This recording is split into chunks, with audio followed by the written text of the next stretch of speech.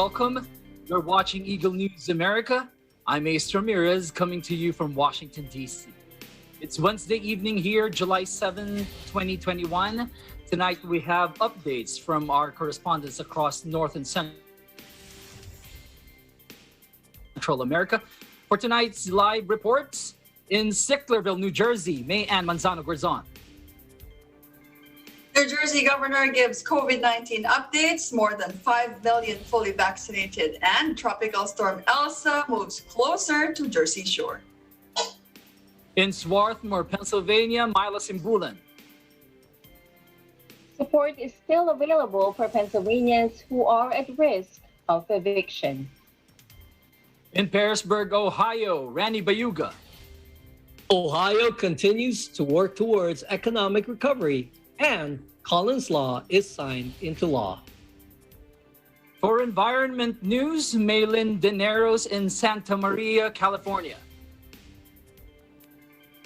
Los Angeles offers composting seminars to Angelinas. In Ciudad de Panama, May Davila reports about tapping the potential in indigenous areas of Panama as part of the Master Plan for Sustainable Tourism 2020 to 2025. For a Texas weather update in Houston, Arlene Rivera reports about the state preparing for heavy rain and flash floods. For EBC Sports, Michael Hudson reports about the Phoenix Suns taking Game 1 of the NBA Finals. And for tonight's roundtable, July is National Anti-Boredom Month. So let's talk about the reasons we get bored and ways we overcome it. Our coverage begins now. Rescuers comb through the debris of Florida's deadly condo tower collapse as Tropical Storm Elsa threatens to complicate the delicate search mission with strong winds and heavy rain. Miami-Dade County Mayor Daniela Levine Cava says the death toll from the June 24 disaster in Surfside, a town north of Miami Beach, has risen to 36 as search teams find 4 more bodies in the rubble. 26 victims have been identified. Levine Cava says 109 people were still listed as missing, and the authorities have been able to confirm that 70 of that number were in the 12-story building when it came tumbling down. She says Tropical Storm Elsa was making the already challenging and adverse conditions faced by the search teams even more difficult. The authorities warned residents to prepare for storm surge and possible power outages, but Surfside and the Miami area on the east coast of the state appear to have avoided the brunt of the storm. Surfside Mayor Charles Burkett says the weather is impacting the search of the debris from the building known as Champlain Tower South. Miami-Dade County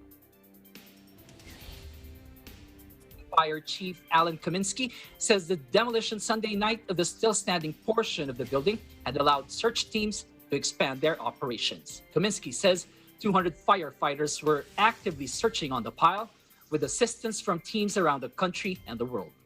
124 tons of debris had been removed so far.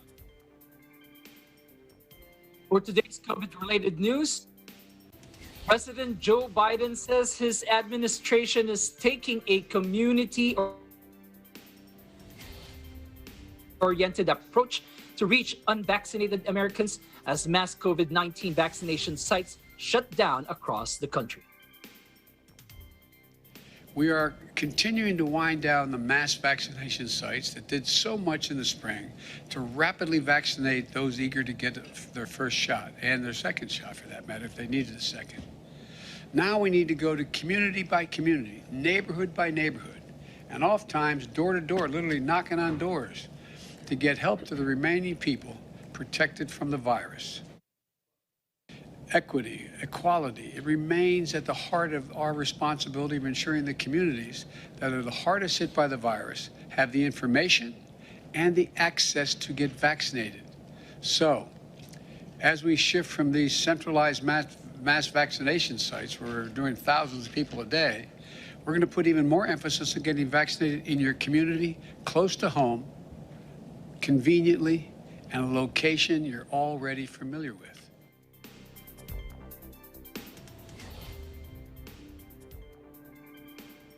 President Biden warns against the Delta variant, which he says is more dangerous.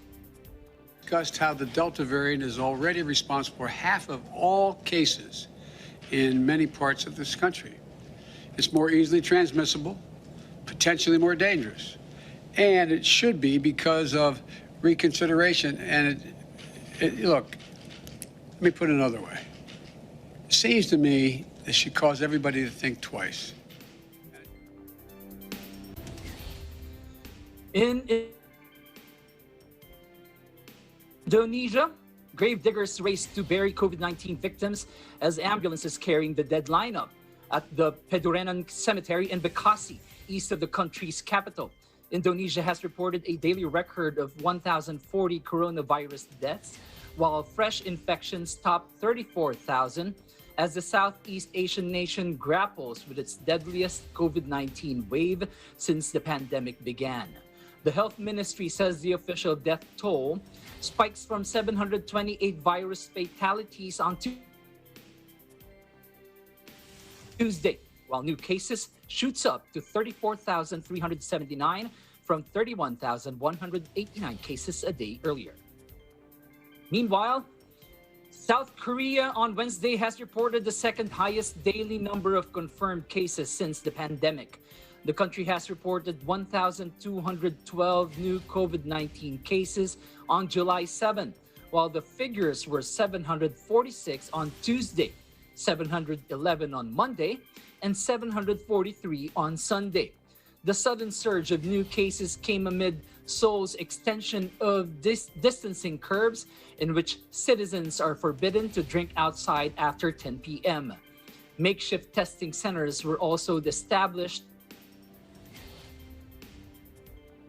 in populated areas in Seoul, drawing thousands of citizens to get tested for the virus. Israel agrees to a COVID vaccine swap with South Korea, sending 700,000 doses of the Pfizer-BioNTech jab to Seoul immediately in return for the same number in coming months. Malaysians struggling to make ends meet during a worsening coronavirus outbreak have hoisted white flags outside their homes in a desperate plea for help that has swept the country.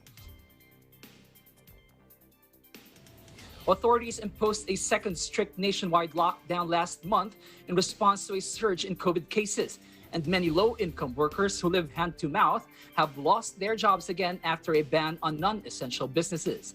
The flags, often little more than strips of cotton or t-shirts, have sprung up outside homes of the needy around the country in the past week, prompting an outpouring of sympathy and donations from the public. The hashtag Bendera Putih movement, or white flag in the Malay language, has expanded rapidly online, with social media groups set up to let people in need post appeals for help. Members of the public are bringing food to households that have signaled their distress, while businesses are also donating, with a noodle maker sending workers to deliver food in the worst-hit Selangor state outside Kuala Lumpur. Malaysian rapper Ultimate also pledges to donate food in a message to his nearly 400,000 Instagram followers. Only essential businesses such as supermarkets and medical clinics have been allowed to operate since last month, and the government has come under fire from the public for not providing sufficient aid.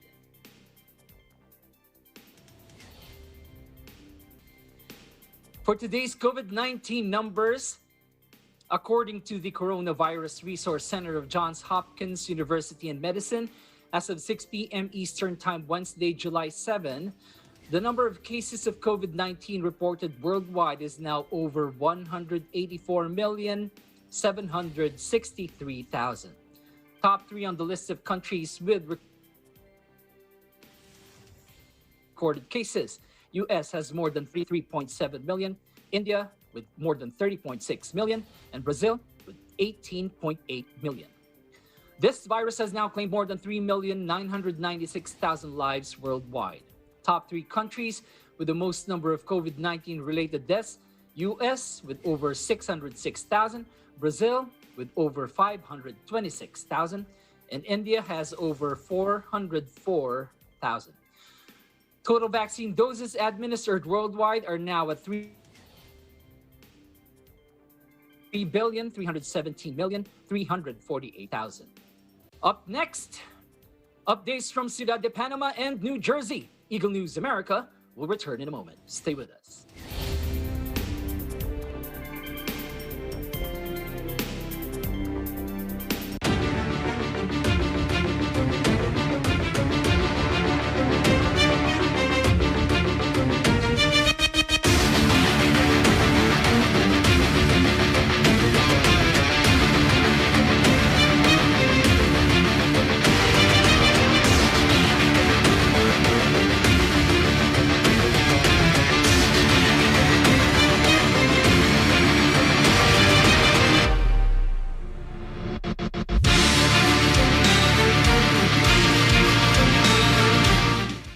This program is supported by Magnolia Incorporated.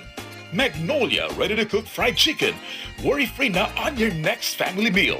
Yan ang alagang Magnolia. Pure Food Standard Juicy Hot Dog. Walang duda, kids can tell na #1 ang Pure Food Standard Juicy Hot Dog. Sandig Sugar-Free White Coffee. Sarap ng white coffee, now sugar-free.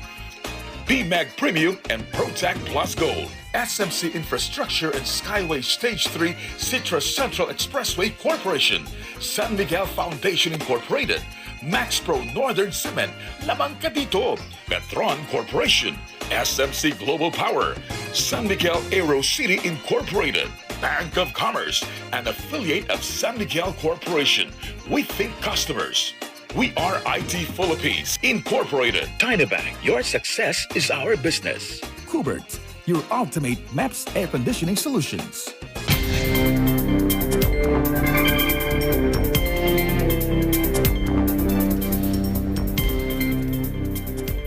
Welcome back. You're watching Eagle News America. Tapping the potential in areas of indigenous communities, Panama integrates indigenous culture into its master plan for sustainable tourism for 2020 to 2025. To tell us more about this initiative, Eagle News correspondent May Davila reports.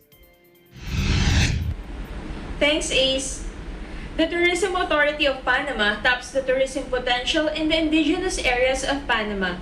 This is part of the Master Plan for Sustainable Tourism 2020 to 2025.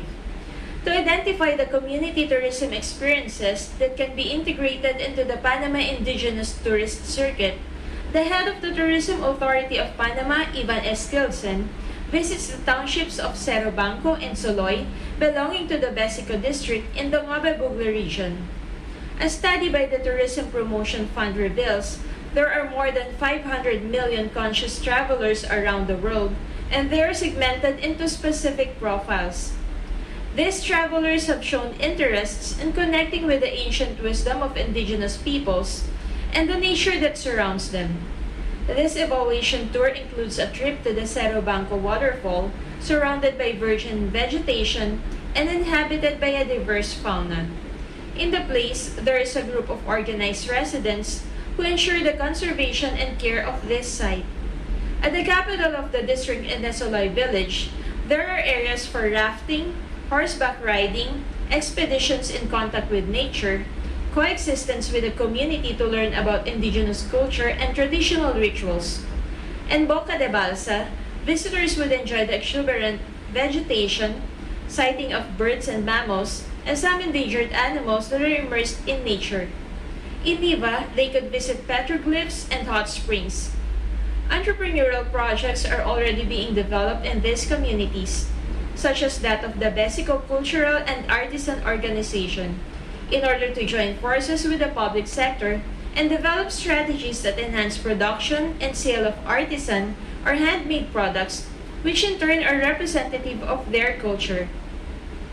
In Panama, 15% of the population is indigenous, which is the beneficiary of projects in coordination with Plan Colmena in order to reduce the poverty rate that exists.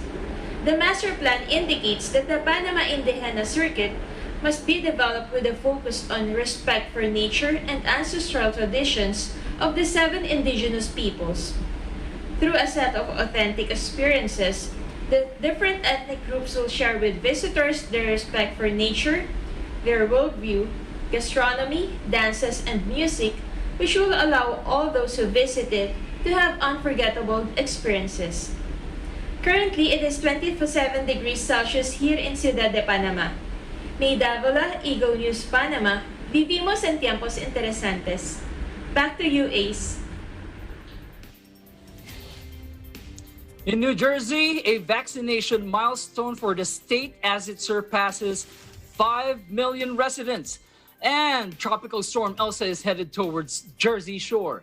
In Sicklerville, EBC's Mayan Manzano-Garzon has the details. Mayan.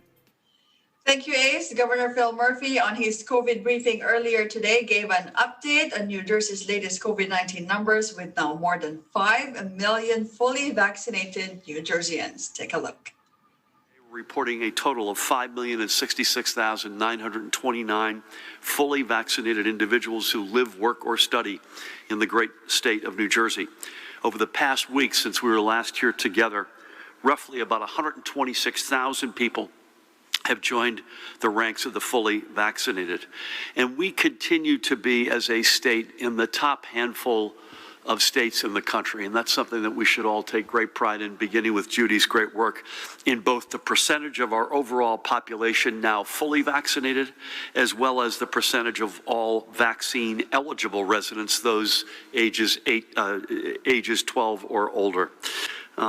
Looking to our hospital metrics, the number of COVID-positive patients currently admitted is 237, with an additional 73 persons under investigation. There are 50, as you can see, 51 patients in the ICU, 23 ventilators in use, 28 were discharged yesterday, 32 were admitted. That's the first day in a little bit where we've had more going in than coming out. Those are days we don't like to see. There was one yet to be confirmed in-hospital death yesterday. Today, we're also reporting 240 positive PCR tests, 130 presumed positive antigen tests. The total over the past 7 days since we were last together, just under 1,500 for PCR tests and just over 500 for antigen tests. The rate of transmission is holding steady at 0.95, so it's under 1, where we want it to be. Positivity rate, this is as of last Saturday, and again, historically, we've seen a slightly higher positivity rate, or if not meaningfully higher positivity rate on weekends, and this is no exception, 1.45%.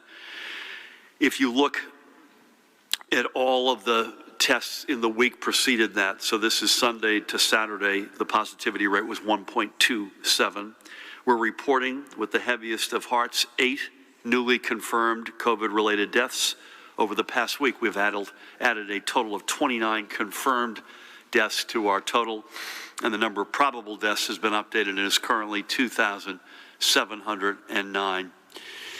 And for tonight's weather update, the National Hurricane Center has placed part of New Jersey under a tropical storm watch due to potential damage from winds and heavy rain from Tropical Storm Elsa late Thursday into early Friday. Take a look.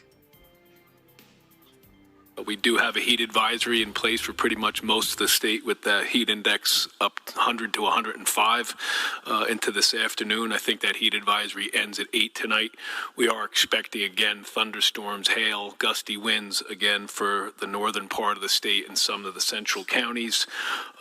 I do know that a cold front is supposed to come in Thursday and Friday and have some rain with it, and I think some of the moisture from Tropical Storm Elsa is going to be in there, so our rainfall totals may get up to over 3 inches in the next few days.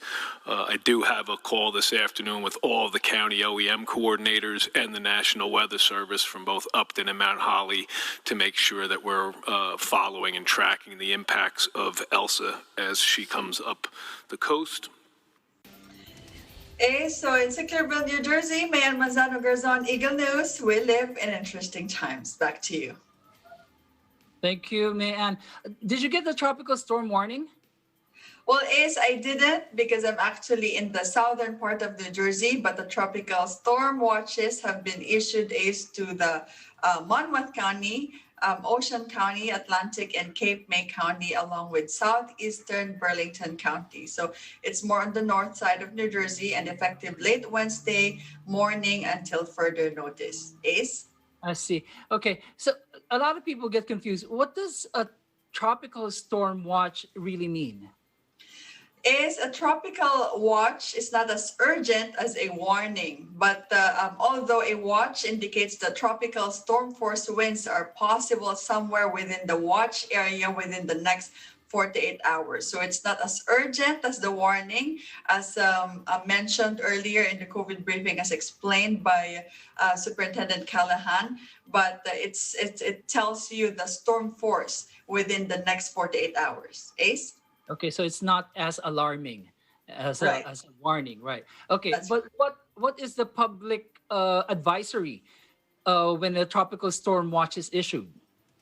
Well, for cases like this, Ace, the National Hurricane Center says that people should start preparing for limited wind damage. So the agency says the winds from Elsa have the potential to cause damage to porches, awnings, carports, sheds, and unanchored mobile homes. In addition, unsecured lightweight objects could be blown around also, and many large tree limbs could be snapped, and some fences and road signs could be blown down. So these are the things that the public or the residents should watch out for when they receive a storm watch, a tropical storm watch. Ace?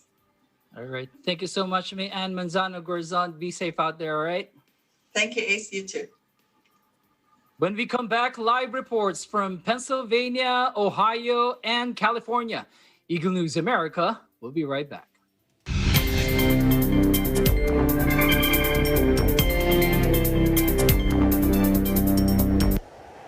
Innovation, digital disruption, globalization.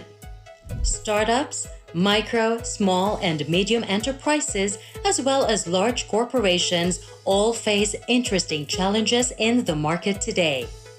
Peek into the world of exciting opportunities and partnerships to drive growth with the latest business news and information. We are open for business.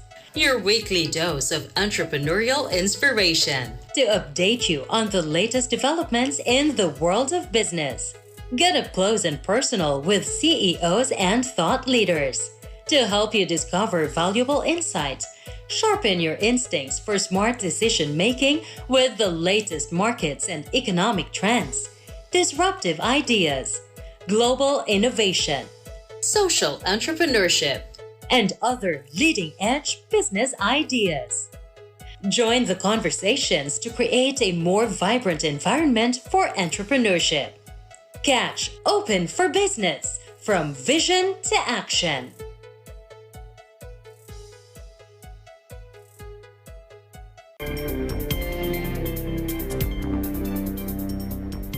Welcome back. You're watching Eagle News America.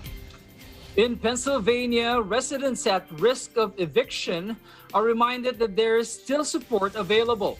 Bureau Chief Myla Simbulan tells us how to avail of it. Myla. That's right, Ace. Department of Human Services, or DHS, Acting Secretary Meg Sneed, reminded Pennsylvanians of assistance available through the Emergency Rental Assistance Program, or ERAP, that can help people who have been affected by COVID-19 and are facing eviction be able to pay past due in upcoming rent or utility bills or other costs necessary to help them be safely housed. Take a look. Millions of Americans were living paycheck to paycheck before the COVID-19 pandemic hit, and the reality is that it just exacerbated this situation for hundreds of thousands of households across the Commonwealth. The federal, state, and local moratoriums that were in place allowed us to keep people safely housed at a time when it was incredibly important to prevent against the spread of COVID-19.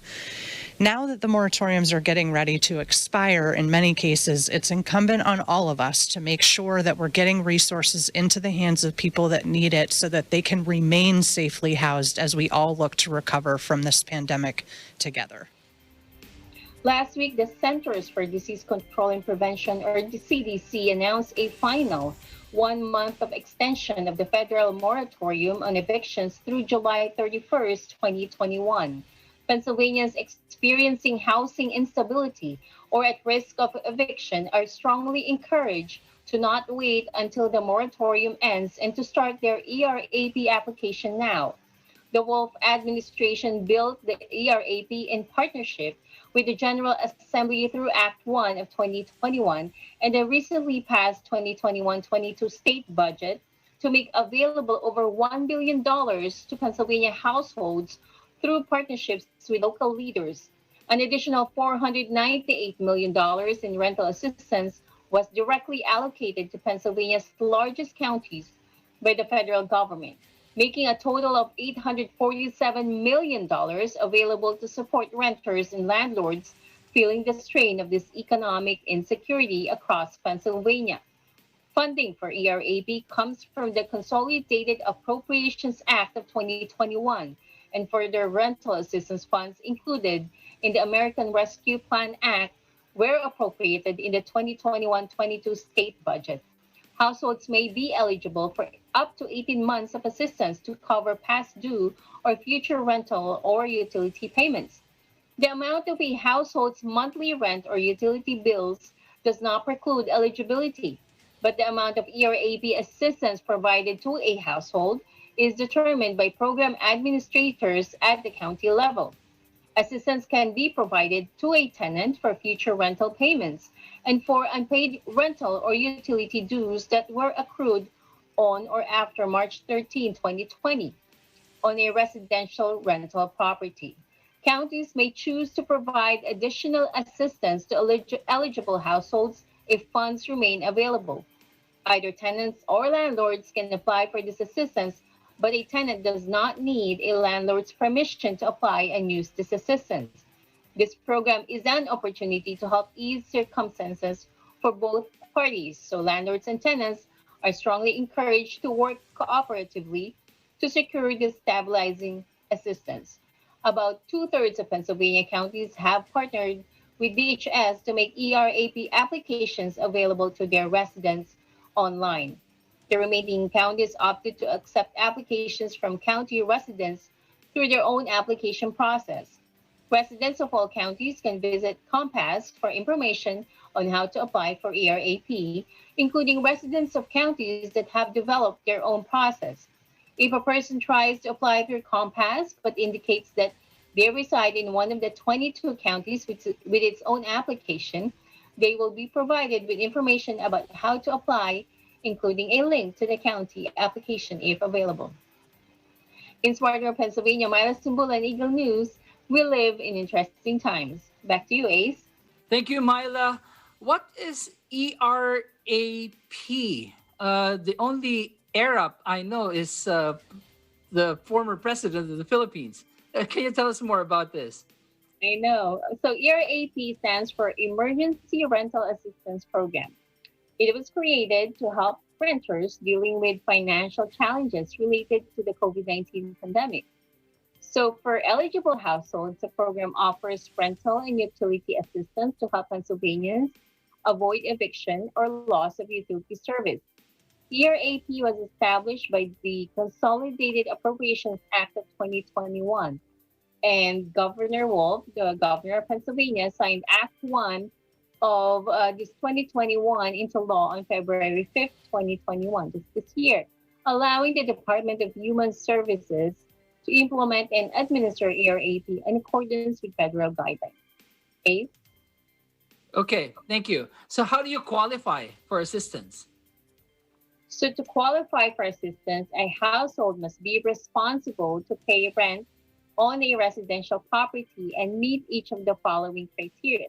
So one or more people within the household has qualified for unemployment benefit, had a decrease in income, had increased household costs, or if you've experienced other financial hardship during or due directly or indirectly to the COVID-19 pandemic.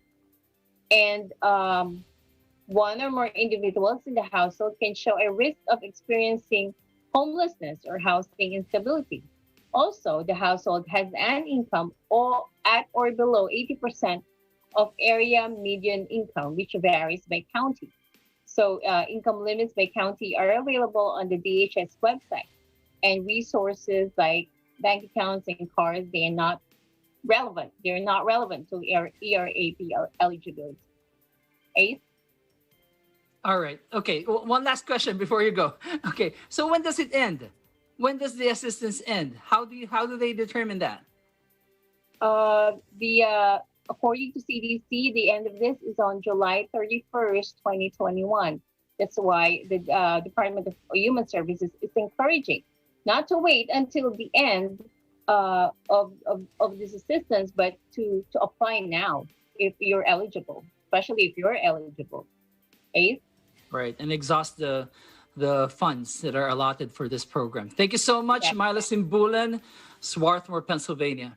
Thanks, Ace. Several stories from Ohio tonight. The state accelerates its push for economic recovery. Plus, an anti-hazing act has just been signed into law. For the details, Eagle News correspondent Rani Bayuga is with us live tonight. Rani. Thank you, Ace. House Bill 168 has been signed into law to help accelerate the economic growth and ensure economic vitality over the next 2 years. Governor Mike DeWine says the state's new budget builds on the budget we launched 2 years ago, and it takes it to a higher level. He says this is a strong budget that invests in our people and is focused on our future. One of the governor's projects is the broadband funding, which budget was cut earlier last month. It is now getting $250 million.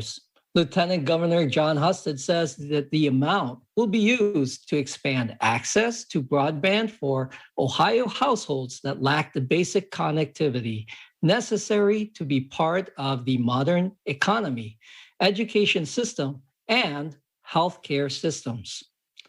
Funding will also go towards workforce development, such as TechCred, which will receive $58 million.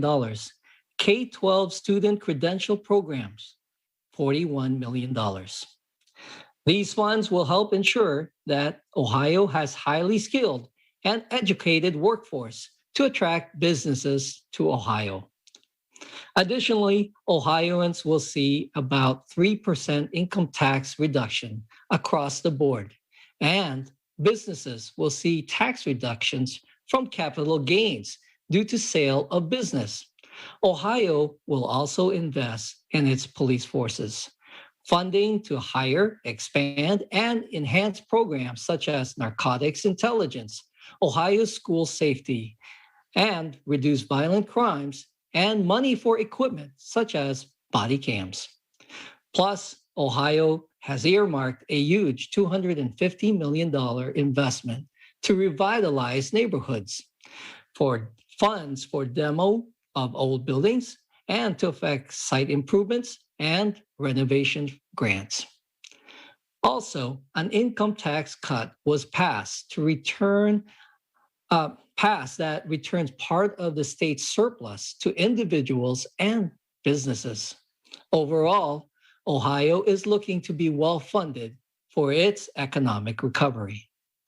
Meanwhile, Governor Mike DeWine signed Collins Law, Bill 126, which increases the criminal penalties for hazing and widens the scope of who can be punished for participating in or permitting hazing. The governor stated in his live signing says, simply put, we cannot tolerate hazing. The new law will be effective in 90 days. Bill 126 is also known as Collins Law, named after Colin Wyant, who died in November 12, 2018, after inhaling a canister of nitrous oxide. To give meaning to their son's deaths, the Wyants helped to get this law created. COVID-19 updates. There are now 1,113,006 confirmed cases of COVID-19 in Ohio, 60,819 hospitalizations, and 20,366 confirmed deaths.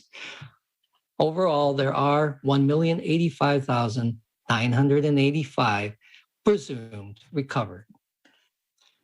And Ohio has vaccinated nearly 48% of its population. That's 5,604,373 Ohioans who have received at least one shot of the COVID-19 vaccine. From Perrysburg, Ohio, Ronnie Bayuga, Eagle News. We live in interesting times. Back to you, Ace. Thank you, Randy. For the benefit of those who do not know much about hazing, can you explain further what hazing really is? So, Ace, according to StopHazing.org, hazing is an activity expected of someone joining or participating in a group that humiliates, degrades, abuses, or endangers them, regardless of the person's willingness to participate. So it's like a rite of passage type thing before you can join the group.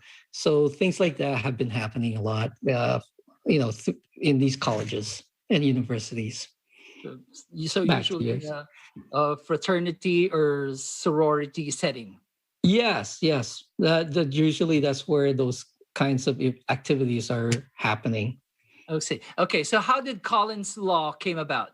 So Colin Wyant was an 18-year-old University of Ohio student who died of asphyxiation ingesting nitrous oxide. The president of the fraternity that he was in, Sigma Pi, Elijah Wahid, pleaded guilty for obstructing justice, permitting drug use, and hazing. In November 2019, the Wyants were able to get the bill introduced and the House passed it in its first version. The bill failed to pass the Senate committee in December 2020. It was then another family joined the fight to push the bill into law when Stone Foltz died in another hazing incident in Bowling Green State University. The fraternity brothers forced him to consume a whole bottle of alcohol, and he died later for alcohol poisoning. The renewed bill was introduced to the State House and supported by Governor Mike DeWine, and it was unanimously passed by both Ohio's Senate and the House. And so that's the story of how that came about. I see.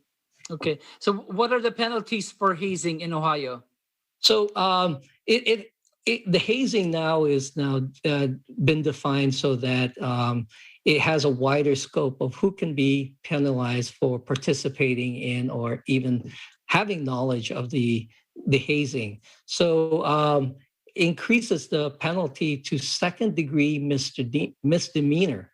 So that's according to Ohio's. Let's see, that's about a $750 fine and 90 days in jail. Expands the list of officials required to report hazing, widens the scope of who can be punished for participating in or permitting hazing. A violation which is a serious, resulting in serious harm could be a third-degree felony. So a third-degree criminal misdemeanor here would be 60 days in jail and $500 fine. But this is going to be. They can also increase it to those who do not report to authorities about the hazing can be charged with a first-degree misdemeanor, which is a $1,000 fine plus 6 months in jail. So it's it's a wide-ranging specification what the penalties will be, and then schools and universities are supposed to start a program to educate people on hazing. So this is starting maybe by October. They were hoping to have it started before the new school year started.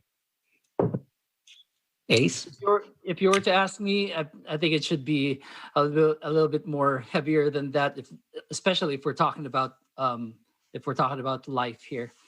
Yeah, the participants in Colin's case, a lot of them, they basically just got a slap on the wrist and got off with nothing other than the president of their fraternity. All right. Well, thank you so much, Randy Bayuga, Parisburg, Ohio. Thank you, Ace.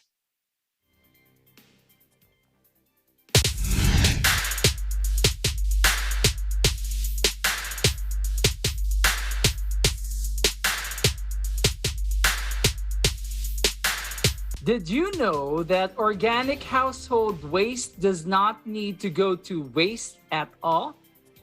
LA County's Public Works Department teaches residents how to do just that. Joining us live is Maylene Dineros in Santa Maria, California. Maylene. Thank you, Ace. The Los Angeles County Department of Public Works hosts free webinars on composting to advocate the management of organic household waste and preservation of the natural environment, while educating interested Angelinos on an alternative and resourceful green way to garden. One might ask, what is composting? Well, composting is a natural way to recycle organic materials like food scraps and yard waste found from the kitchen and backyard. These include leftover fruits, vegetables, bread, leaves, weeds, brushes, small branches, and even newspapers and coffee filters. The general test on whether one can be composted is if it can be planted in the soil and grown for consumption, then it can more than likely be composted. Throwing leftover food or yard waste in the trash will end up adding to already overfilled landfills and causing more carbon dioxide to be emitted in the atmosphere. Instead, Angelinos can recycle them through composting and help save the planet, as this process lowers the global carbon emissions in the air, which are already causing extreme climate changes and global warming. Composting transforms these organic household and backyard waste into a nutrient-rich material that can then be mixed with the soil as natural fertilizer for gardens and plants. This reminds me of the saying, one man's trash is another man's treasure. But in this case, one man's trash can be transformed into the same man's treasure through the procedure of composting. So the bottom line is, if you compost your household and backyard waste, then you are helping to save the planet with a decrease of waste in landfills and reduction of global carbon emissions in the atmosphere. In Santa Maria, California, Maylin Dineros, Eagle News. We live in interesting times. Back to you, Ace. Thank you, Maylin. That's very enlightening. How long are these webinars, and will they cover other topics in addition to composting? Yes, they will, Ace. These webinars will run about an hour long each, consisting of 45 minutes of a workshop type of seminar that educates attendees, followed by a 15-minute question and answer session wherein one can ask anything regarding the topic discussed. This is an interactive webinar, so attending will be beneficial, as the ones leading are experts and knowledgeable in this field. There will be 4 main subjects covered, which are Intro to Composting, Water-Wise Gardening, Organic Gardening, and Small Space Gardening. Los Angeles residents can register for these free webinars at the website of the Los Angeles County Department of Public Works. Ace. Thank you. I was just thinking about what you said earlier. One man's waste. I like that. One man's waste is the same man's treasure. It can be the same man's treasure. Right. For those who will not be able to attend, are there other means to catch these free webinars? Yes, for those who are unable to attend the free webinars, there is a great alternative, Ace. The LA County Department of Public Works have also posted a handful of short instructional and educational videos on their website, each running from around 2 to 10 minutes long. They teach how to compost from start to finish, as well as smart gardening tips and techniques. Ace. You mentioned a couple of things that can be composted from food waste and the backyard scraps earlier. Are there kinds that may or may not be composted? Yes, Ace, there actually are a number of food wastes and backyard scraps that should not be added for composting, which are listed by the United States Environmental Protection Agency, or EPA. These include yard scraps treated with pesticides, as these will harm the composting organisms, black walnut tree leaves or twigs, as they emit substances that negatively affect plants, dairy products, meat or fish bones, and fats or grease, as they will create strong foul odors in the composted pile and draw in flies and rodents. A complete listing of those not to compost and the reasons why can be found at the EPA website. Ace. I should have a list of that on my fridge door. Thank you so much, Maylin Dinero, Santa Maria, California. Up next, an update from Texas, EBC Sports, and if we have time, tonight's roundtable about National Anti-Boredom Month. Eagle News America will be right back.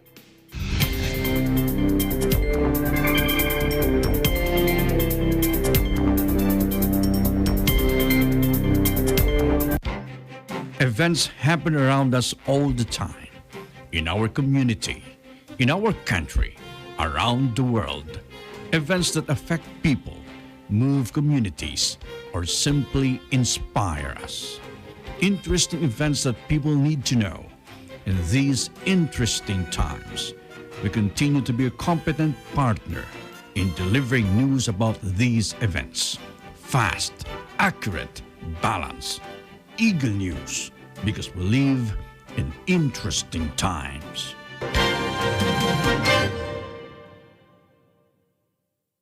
Hey there, Arnie Aquino here at Hatley Castle, one of the filming locations for the X-Men series.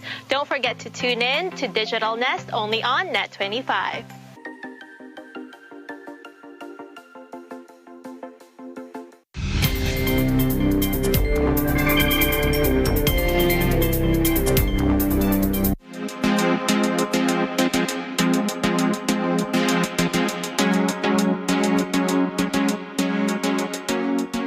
Emergency resources are on standby as the state prepares for a severe weather threatening South Texas and the coastal bend.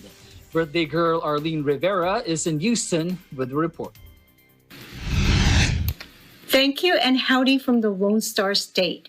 Stormy weather is back again in Texas as Governor Greg Abbott announces today that state resources are being ready to provide support for the coming heavy rain, flash flooding, and river flooding that are threatening South Texas and the coastal bend over the next few days. A high-risk flash flooding is expected today and tomorrow along the Texas coastal bend, with river flooding likely to occur not only in the coastal bend, but also in some portions of South Texas in the day after.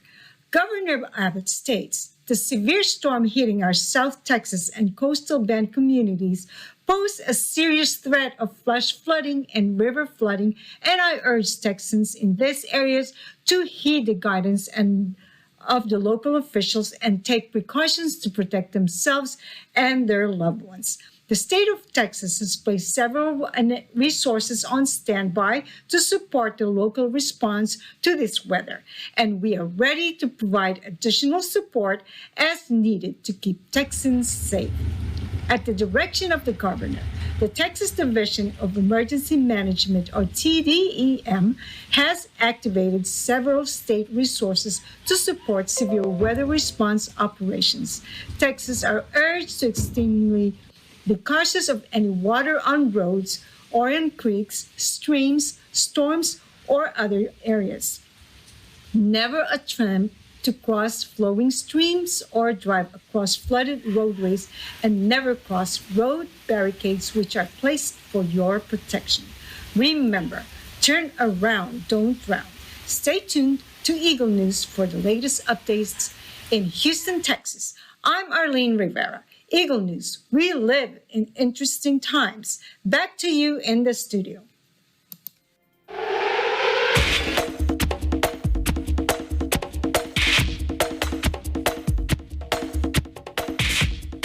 It's been a very exciting NBA season, and last night the finals started with the Phoenix Suns hosting the Milwaukee Bucks. EBC's Michael Hudson tells us who got the big W.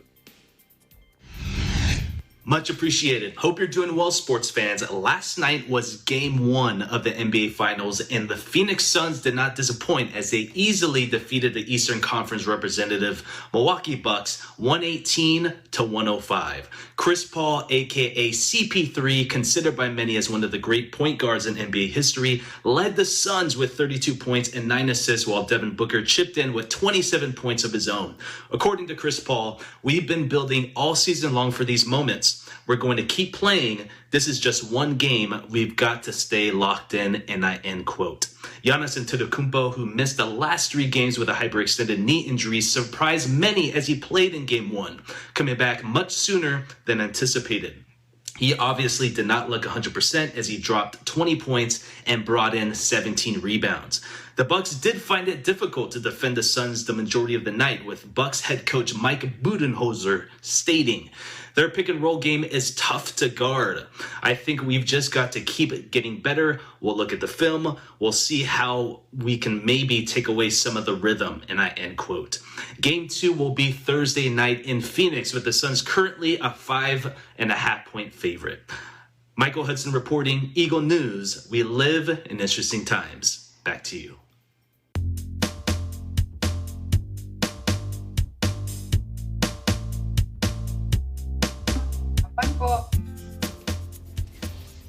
July is National Anti-Boredom Month. I didn't know there was such a thing. But according to Healthline.com, boredom is feeling unsatisfied by an activity or uninterested in it. It may lead to, boredom. Boredom may occur when you feel energetic but have nowhere to direct your energy. It may also occur when you have difficulty focusing on a task, or maybe you're not challenged by a task. It's a common complaint among children and adolescents. My 6-year-old always says, "Oh, Daddy, I'm so bored." In some cases, they may complain of boredom when they're uncomfortable dealing with their thoughts or feelings. The causes. What are the causes? According to Healthline.com, inadequate rest or nutrition. So maybe they're not sleeping enough. Low levels of mental stimulation, lack of choice or control over your daily activities, like everything is so mechanical, the same thing happening every day, or maybe a lack of diversified recreational interests, poor perception of time. So these are the probable causes of boredom. We're going to ask our team members what causes their boredom and how do they get themselves out of boredom. Let's start with the baby in the group, Maylene.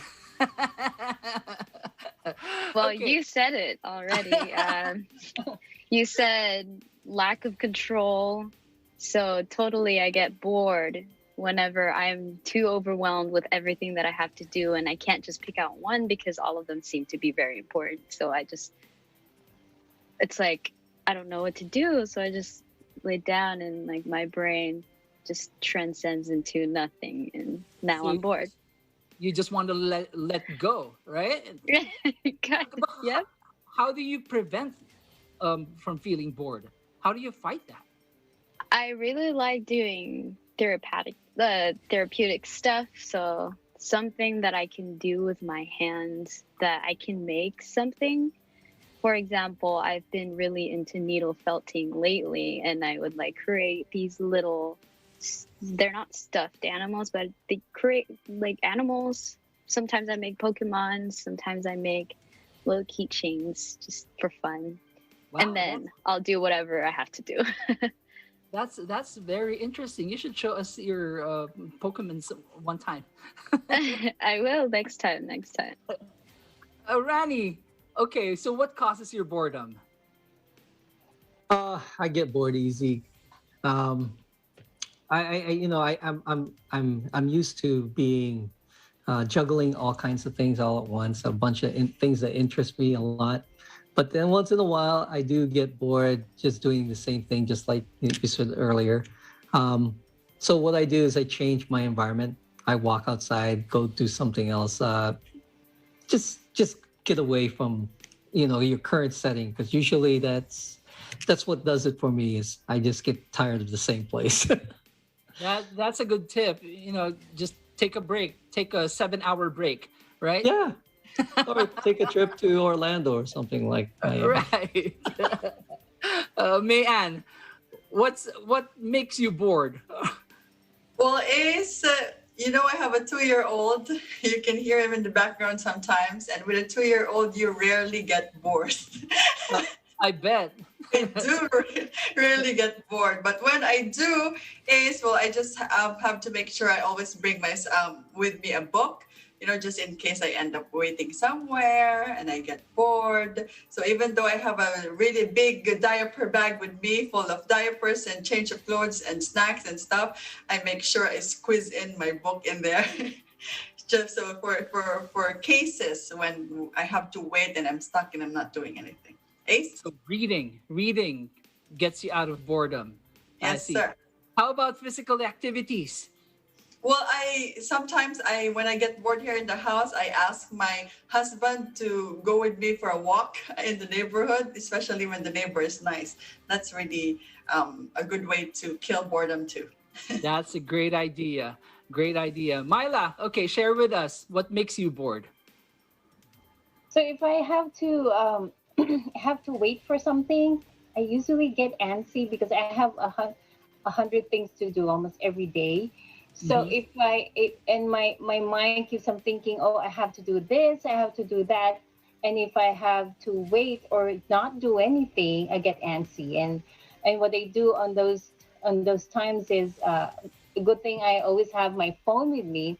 I can do reading, and actually not just books, but I love watching all those recipe YouTubes making things because in my brain I wanted to formulate also the same recipe and make some substitutions on it and things like that. So that makes my brain work, and you know that keeps me from boredom. Great idea as well. I know someone who just watches like cooking shows all the time just to keep them company and get their mind off of what they're doing or getting bored. Well, thank you so much, guys. Thank you so much for sharing with us your antidote for boredom. And before we end our show, our team wishes to greet Eagle News correspondent Arlene Rivera. Happy birthday. Happy birthday. And of course, happy birthday, Arlene. And of course, we remember to thank our frontline workers, first responders, and essential workers with a round of applause. That is today's Eagle News America. I'm Ace Ramirez. Thank you for joining us. We live in interesting times.